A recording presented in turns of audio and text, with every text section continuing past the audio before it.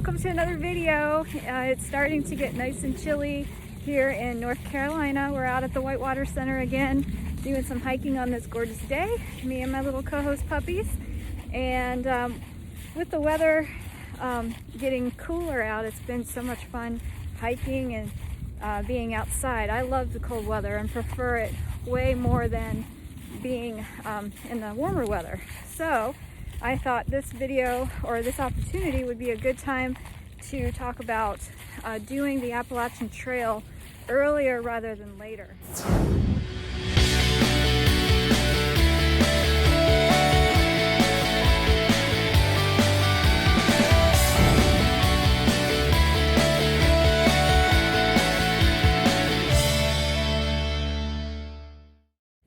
In 2018, I had started the trail on February the 18th. It was still very cold. If anybody remembers or did a lot of hiking that year, they will remember that there was quite a few snowstorms, 4 major ones that I recall, and it was the year of snow for sure. So it was quite the challenge of starting that early and being cold.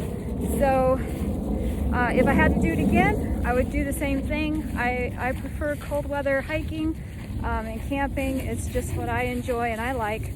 So I thought I would make this video on some pros and cons of hiking the Appalachian Trail early. And when I can say early, I consider early anything before March. You know, anytime in January, February. And some of the reasons to do that and why it worked for me. I will be hiking the trail again 2021, and I will be again starting early. Again, I just love the cold weather, prefer it much more than the heat. So I would like to share some of my reasoning of why I would start early. So here we go. First of all, you stay ahead of the bubble. The bubble is a whole pack of people that start early in the hiking season, or actually not even early, but around the time the majority of people start in March. So that is quite the challenge when you have a whole ton of people starting at the same time or around the same time. What happens is the trails are full, the shelters are full, the campsites are taken. You just have a lot less luck with having some solitude, some peace, and a place to sleep sometimes. So I just gotta make sure. Oh, there she is. Millie wandered off on her own. So that's one of the main reasons is I prefer to stay ahead of the bubble. A lot of people do start in March and can hike quickly and fast and get ahead of it, and that works too.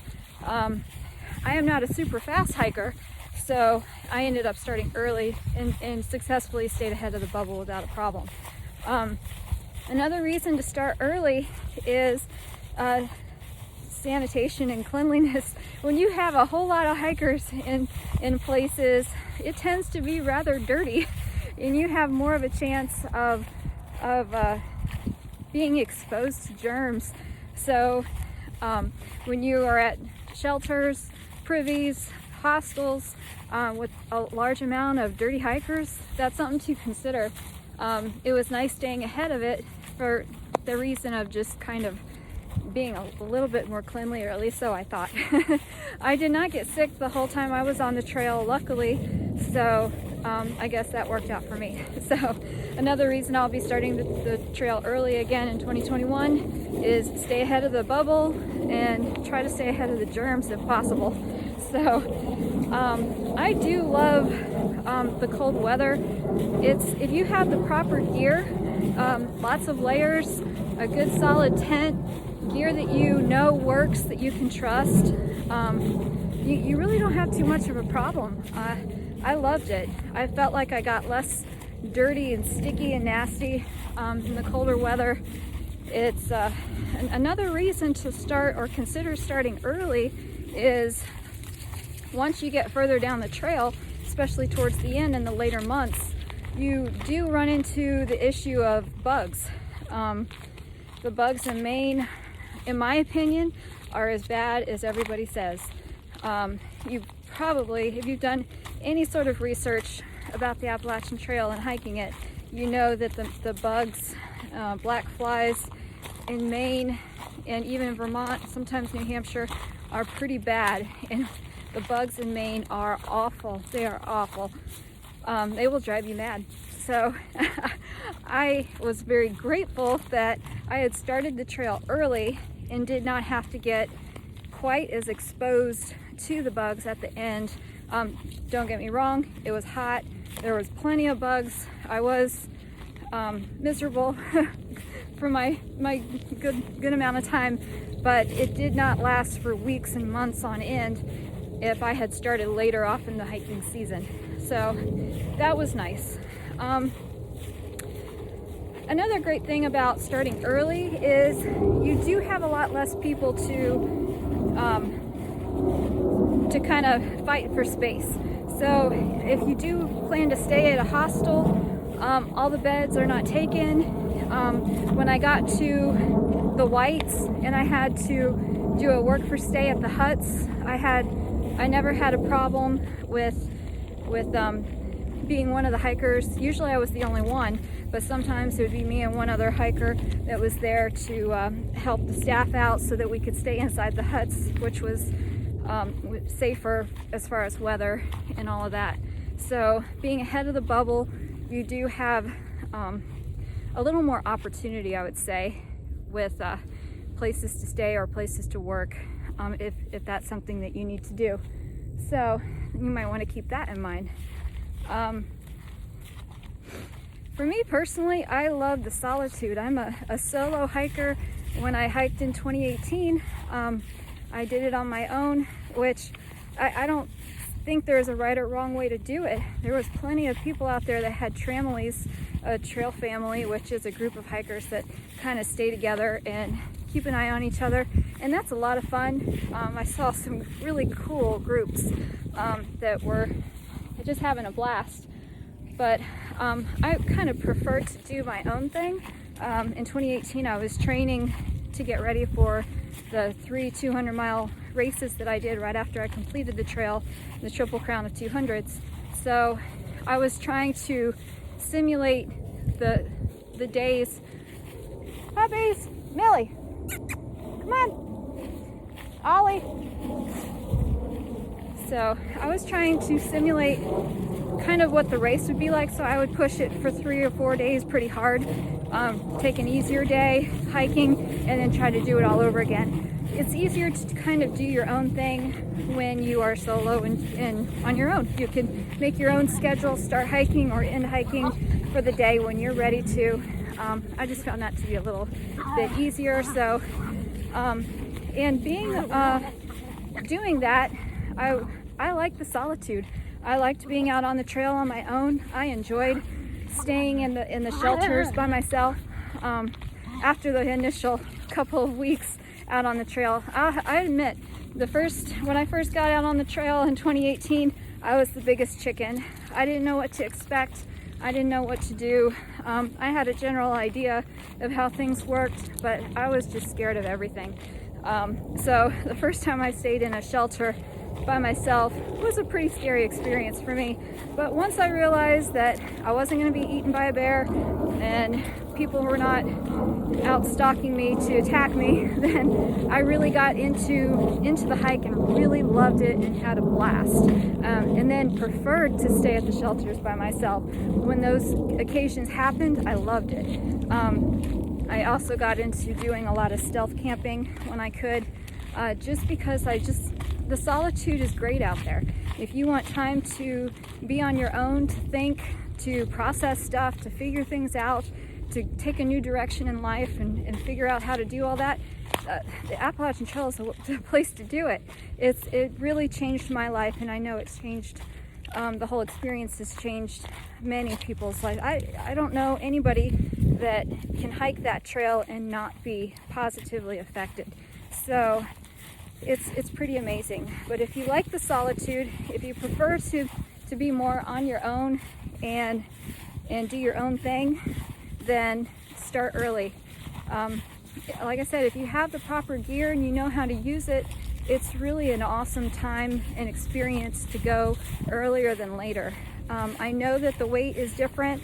You have to carry a little more weight in your pack by having some extra layers, and yeah, that's something to take into consideration, but in my opinion, the weight was worth it. Being prepared and ready for rain, for snow, for cold temperatures, and definitely don't forget the wind. Even if the temperatures got low and it was manageable, what really was the challenge was the wind. Keep in mind that a lot of these shelters, well, pretty much most of them, almost completely all of them, there's a handful that are all enclosed, but those are few and far between. Most of them are just three-sided walls.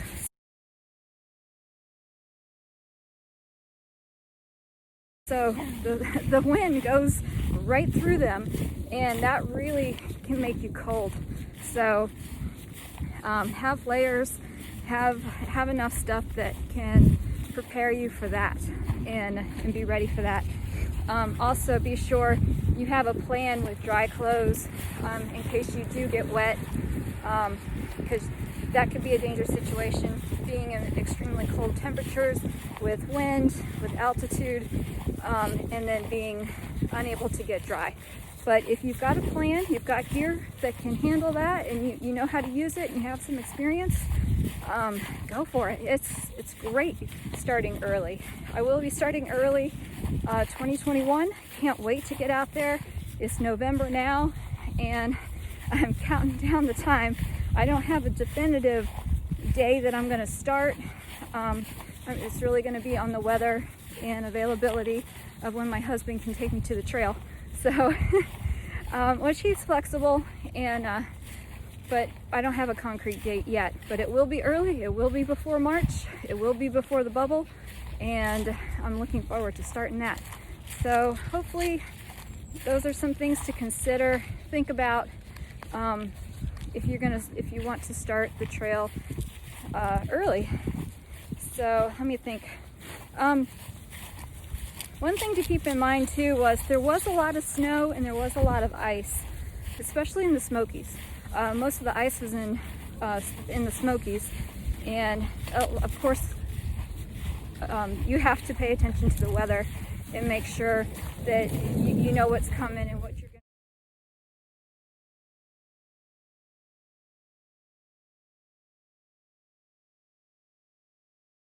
be facing when you're out there. But when I went, I didn't have crampons. I didn't use anything like that. I'm sure it would have been helpful and would have been nice, but I did do the trail without them and just trail runners, and I was fine. So it's possible. You can do it. Everybody did fall, so it was kind of funny to see in the snow lots of people that have fallen and rolled around in the snow a bit. It happens to everybody, so it's inevitable to happen. But just keep in mind, you will be hitting some snow and some ice in some places. There was only one place that I recall that was really miserable, and that was in Tennessee, and the snow was up to my knee, and so trekking through that took forever, like 40 and 45-minute miles. But once you get over that stretch, it wasn't too bad at all. I also tried to be sure that I was at a shelter before it got dark, or wherever I was going to camp that night. So in the middle of winter, when it was the coldest, just so that it was a little bit safer. And the reason I did that was mainly because it was hard to see the white blazes sometimes when there was heavy snow on the trees. So it would cover them up, and it would make it difficult to find your way. And I didn't want to be figuring that out and navigating all of that while in the middle of the night or when it was dark and I was kind of alone. So I tried to make it a point to get to shelters before nightfall so that I could get set up, get inside my tent or my sleeping bag before it got too cold, and was just ready to handle the colder weather. But if you are aware of all that and you're able to handle that, then starting early, starting in the cold is, in my opinion, the way to go. I loved it. Can't wait to do it again. So hopefully some of these things to consider were helpful, and hope to see a lot of you out there this year. Bet you all are getting ready to go, just like I am, and anxious to start. So good luck to everyone, and get out there and practice and use that gear. Take care.